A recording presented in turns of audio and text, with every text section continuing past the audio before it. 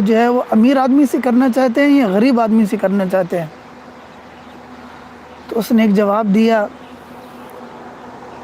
کہ امیر آدمی وہ ہے کہ جس کے اندر محنت کرنے کی اور کوشش کرنے کی صلاحیت موجود ہے، اور غریب آدمی وہ ہے کہ جس کے پاس چند پیسے ہیں یا وہ خاندانی اعتبار سے کچھ روپے لے کر بیٹھا ہوا ہے، اور کل اس آدمی نے تھک ہار کر بیٹھ جانا ہے اور اس کے پاس کچھ بھی نہیں ہونا ہے، یہ آدمی غریب ہے۔ اسی نے ایک مثال دی، ایک آدمی جو ہے وہ جوا کھیلتا ہے،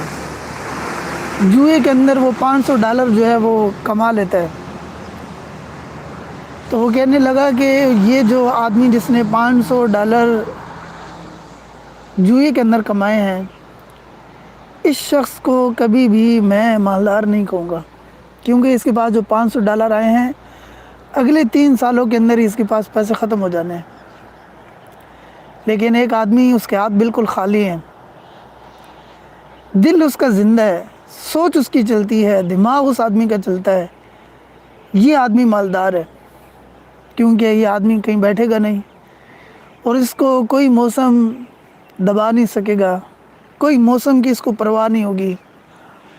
اور اس چلنے کے اندر، اس کوشش کے اندر وہ ہمتاً لگا رہے گا اور ہر وقت اس کے اندر کوشاں ہوگا۔ دیکھیں نا،